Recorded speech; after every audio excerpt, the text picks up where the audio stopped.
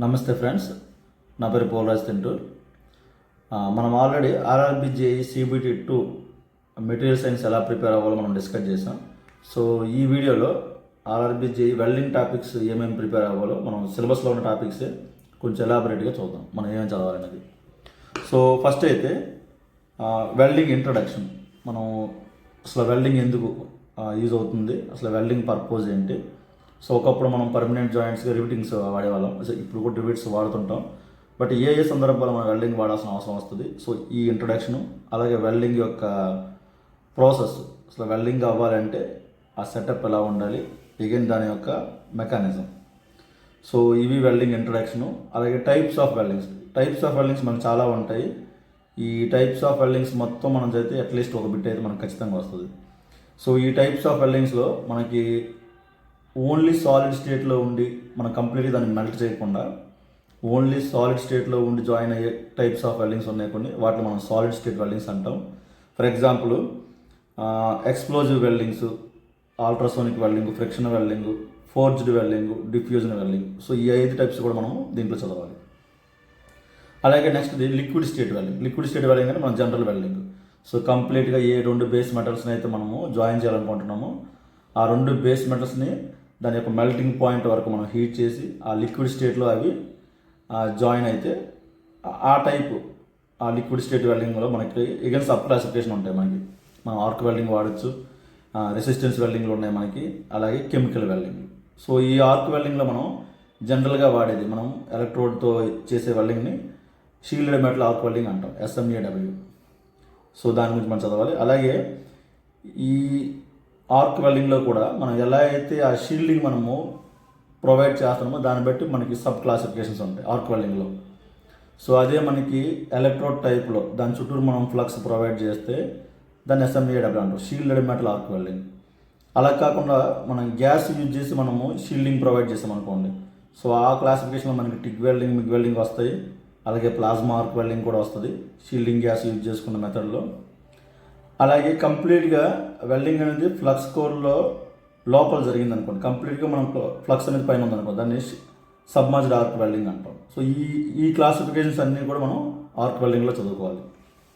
Next again second classification liquid స్టేట్లో resistance welding. మనకి resistance వెల్డింగ్లో 3 క్లాసిఫికేషన్స్ ఉంటాయి: spot welding, seam welding, projection welding.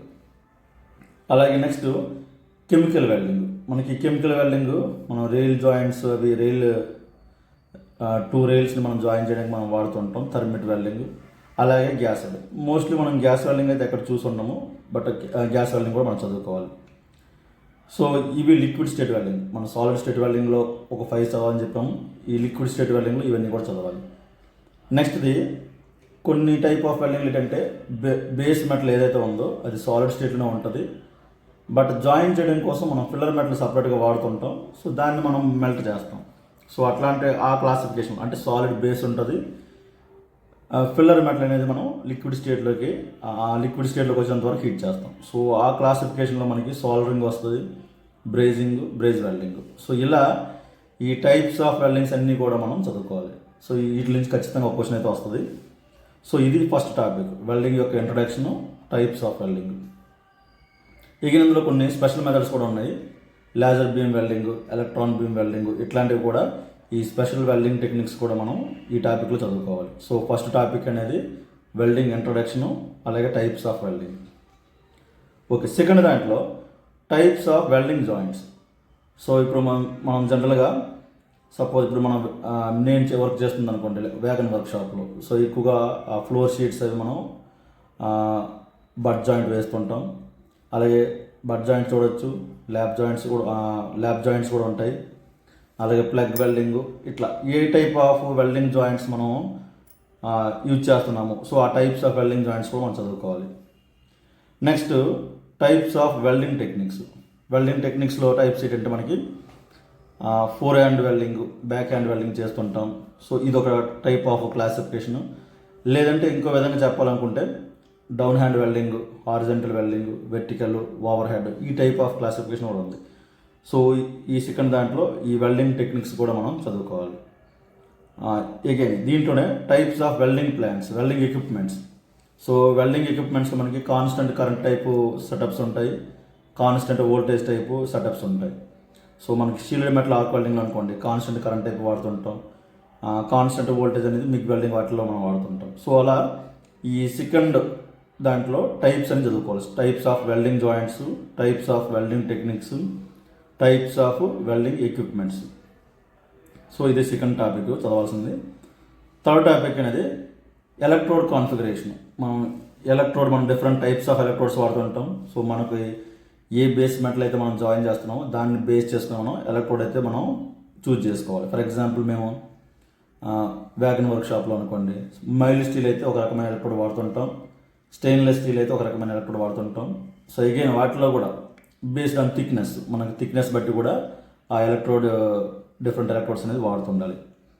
So again ఈ electrode యొక్క కాన్ఫిగరేషన్, ఎలక్ట్రోడ్ రిప్రజెంటేషన్లో ఉన్న ఆ నెంబర్స్ కానీ లెటర్స్ కానీ వాటి సిగ్నిఫికెన్స్ ఏంటి అది చదువుకోవాలి. నెక్స్ట్ ఈ ఎలక్ట్రోడ్స్కి మనం ఈ స్టిక్ వెల్డింగ్ టైప్ మనం అదే SMAW స్టిక్ వెల్డింగ్ అంటాం దాన్ని. సో ఈ స్టిక్ వెల్డింగ్లో మనం వాడుతున్న ఈ ఎలక్ట్రోడ్స్ ఫ్లక్స్ కోటింగ్ ఉంటుంది. సో ఆ ఫ్లక్స్ కోటింగ్ ఏ టైప్ ఆఫ్ అలయింగ్ ఎలిమెంట్స్ ఉంటాయి, అలాగే వాటి యొక్క పర్పస్ ఏంటి. సో ఇది థర్డ్ టాపిక్ చదువుకోవాలి.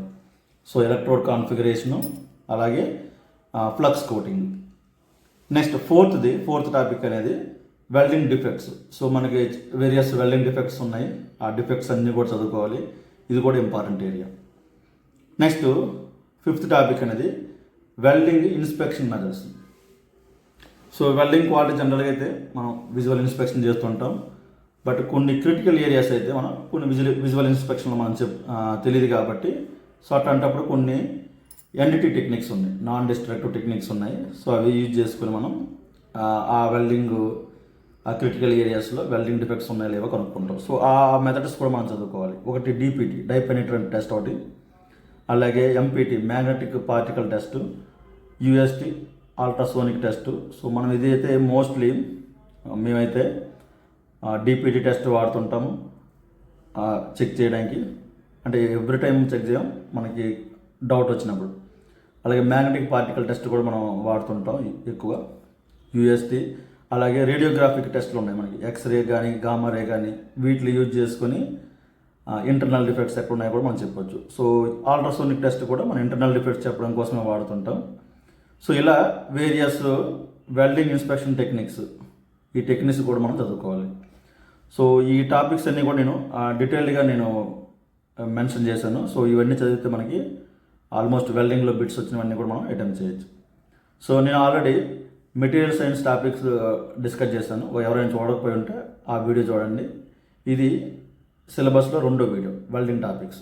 సో నెక్స్ట్ వీడియోలో ఇంకో సబ్జెక్ట్ గురించి మనం డిస్కస్ చేద్దాం.